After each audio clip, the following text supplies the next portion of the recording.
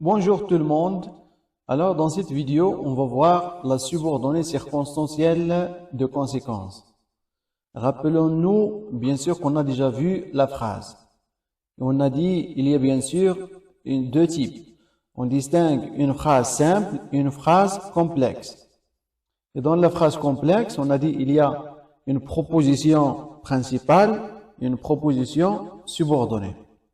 Alors, donc on va lire la phrase et on va relever où est la proposition principale et où est la proposition subordonnée. La première phrase, Ali est tombé si bien qu'il s'est cassé la jambe. Je vais relire. Ali est tombé si bien qu'il s'est cassé la jambe. Monsieur Driss est tellement fatigué qu'il ne peut plus travailler. Monsieur Driss est tellement fatigué qu'il ne peut plus travailler. Karim est trop vieux pour qu'on lui demande de faire ce trajet à pied. Karim est trop vieux pour qu'on lui demande de faire ce trajet à pied. Ce monsieur est trop vieux pour courir.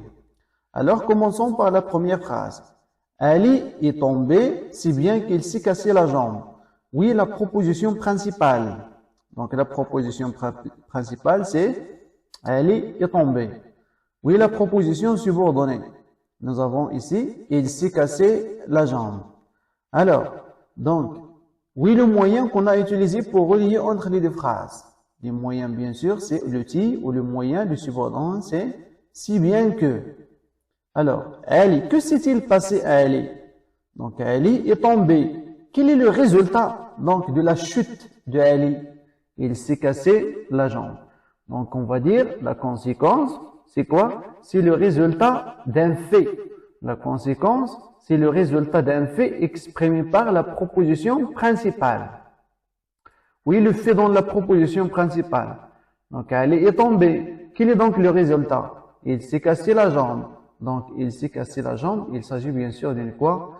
D'une proposition subordonnée. Et bien sûr, ici, il a la fonction d'une quoi? D'une subordonnée circonstancielle de conséquence ou un complément circonstanciel de conséquence. Donc, oui, le verbe. On va maintenant analyser le verbe. Il s'est cassé. C'est cassé. Donc, c'est le verbe se casser. Il est conjugué au passé composé. Et le passé composé, il appartient à quel mode? Donc, c'est le mode indicatif. Donc, pour exprimer la conséquence, on utilise si bien que, de telle sorte que, de telle manière que, de telle façon que, plus le mode indicatif. La deuxième phrase. Monsieur Driss est tellement fatigué qu'il ne peut plus travailler. Oui, la proposition principale. Donc, nous avons Monsieur Driss est fatigué. C'est la proposition principale. Oui, la proposition subordonnée. Il ne peut plus travailler. Quel est donc le résultat de la fatigue de Monsieur Driss? Le résultat, c'est qu'il ne peut plus travailler. Oui, le moyen qu'on a utilisé pour exprimer la conséquence. Nous avons ici tellement que, tellement plus. Nous avons ici le participe passé ou l'adjectif. Donc, tellement plus participe passé ou plus adjectif plus que. Donc, nous avons ici, on utilise pour exprimer la conséquence, on utilise tellement que, si que, tant que. Si je dois faire par exemple si que, je dois dire Monsieur Driss est si fatigué qu'il ne peut plus travailler.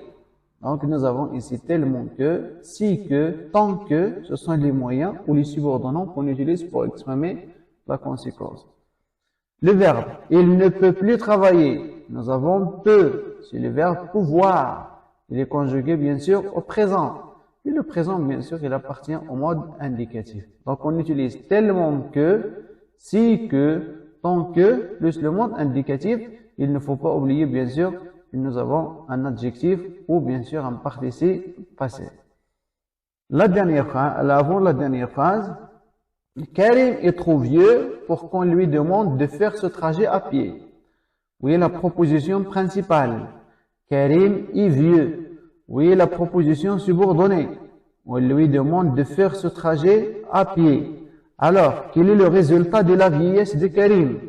Le résultat, c'est qu'on lui demande, voilà, de faire le trajet à pied.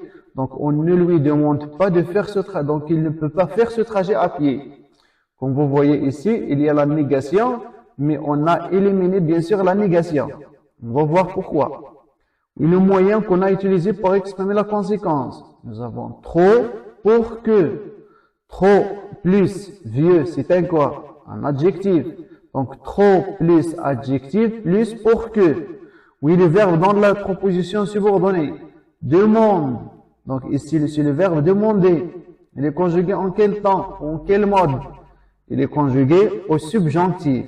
Donc, on utilise trop plus adjectif plus pour que plus le verbe sera conjugué bien sûr au quoi? Au subjonctif. Et on a déjà vu comment conjuguer bien sûr un verbe au subjonctif présent bien sûr.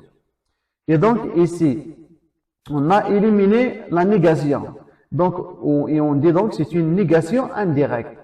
Puisque Karim il est vieux, automatiquement, il ne peut pas faire ce trajet à pied. Donc, on dit c'est une négation indirecte. Ici, on a éliminé bien sûr la négation. Donc, pour exprimer la conséquence, on utilise les subordonnants suivants. Nous avons trop pour que, nous avons assez pour que, et nous avons de façon que, de manière que. Par exemple, je dois utiliser de manière que.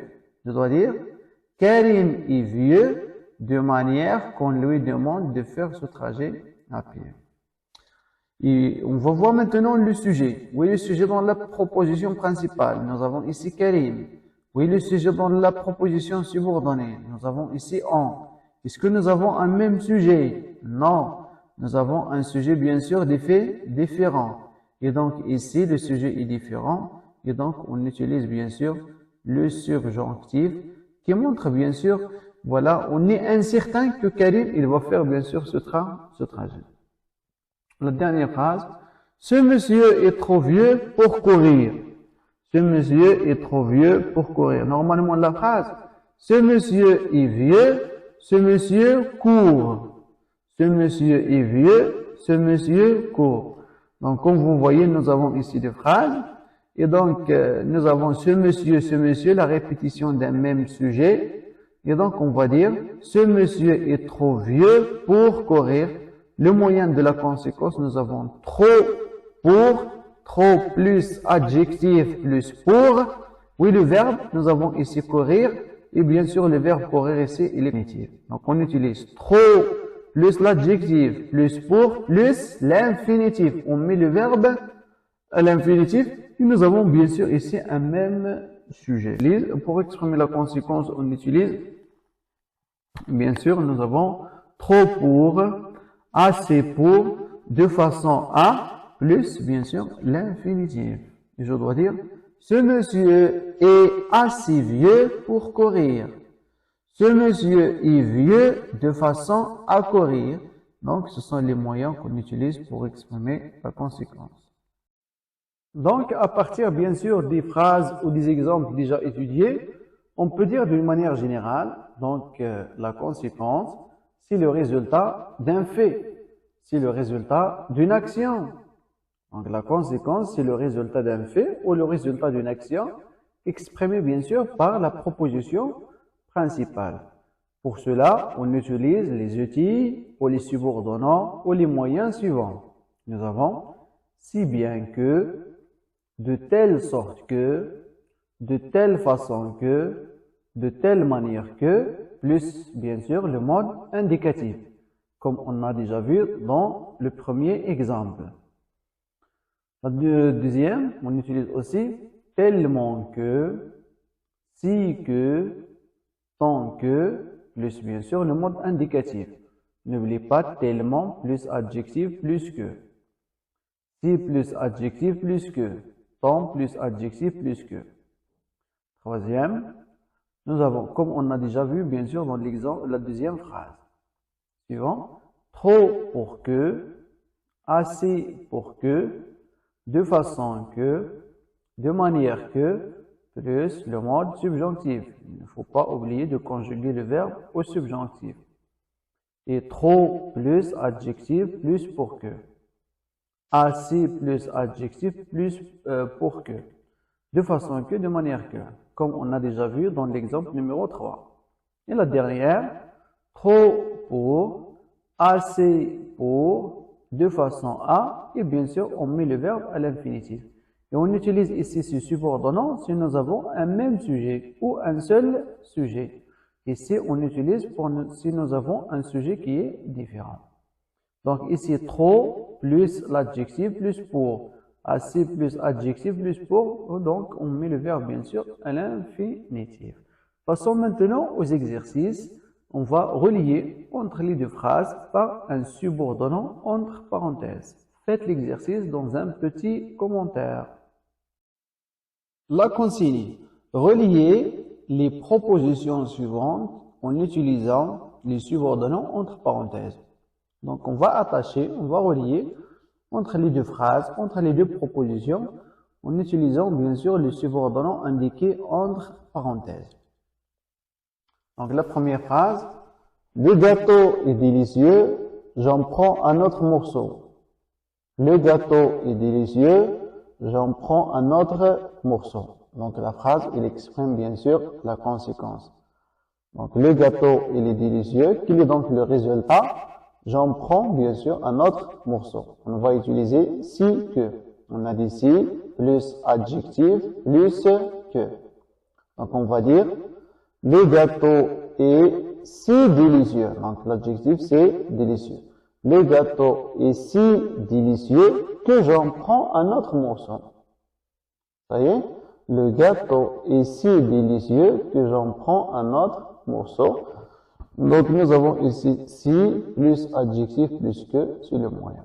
Alors, essayez de faire, bien sûr, l'exercice suivant. À vous, bien sûr, de faire l'exercice dans un petit commentaire. Je vais vous lire la phrase. Essayez, bien sûr, de faire l'exercice.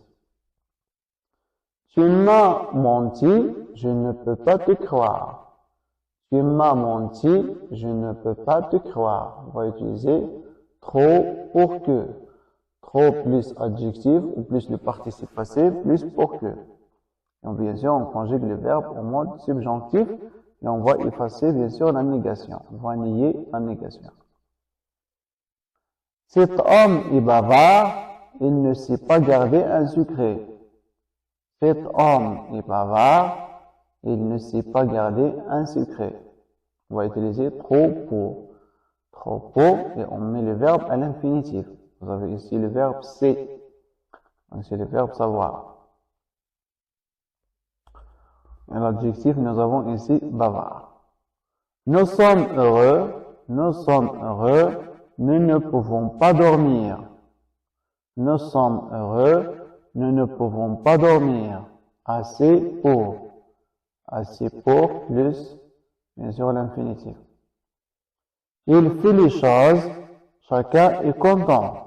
Il fait les choses, chacun est content. De façon que plus le subjonctif. Donc, il faut faire attention. Et, c'est bien sûr le verbe être. Je dois le conjuguer au subjonctif. Il fait très beau, nous sortirons. Il fait très beau, nous sortirons. On va utiliser trop plus adjectif pour que, et on conjugue le verbe au subjonctif. Le verbe que nous avons ici, c'est sortiront, donc c'est le verbe sortir. Il faisait très beau, nous sommes sortis. Si bien que, il faisait très beau, nous sommes sortis, si bien que, donc si bien que, plus le mode indicatif. Il n'y a rien à changer, bien sûr, dans cette phrase. Nous avons chanté, nous en avons perdu le souffle. Nous avons chanté, nous en avons perdu le souffle. On va utiliser tellement que, tellement plus adjectif ou participe passé. Donc nous avons ici chanté. Nous avons chanté, nous en avons perdu le souffle, tellement que, plus on met ici l'adjectif, il n'y a rien à changer puisque le mode indicatif. Donc, comme vous voyez bien sûr, essayez de faire bien sûr cet exercice. Dans un petit commentaire, essayez de me donner la réponse et n'oubliez pas de m'abonner, de s'abonner bien sûr sur la chaîne. Voilà, donc je vous souhaite bien sûr bon courage pour la deuxième leçon. Attendez-nous pour une autre leçon concernant bien sûr la cause, la condition, les leçons bien sûr de la 3e année et on va faire la correction de quelques examens régionaux. Abonnez-vous sur la chaîne pour recevoir d'autres vidéos et d'autres leçons.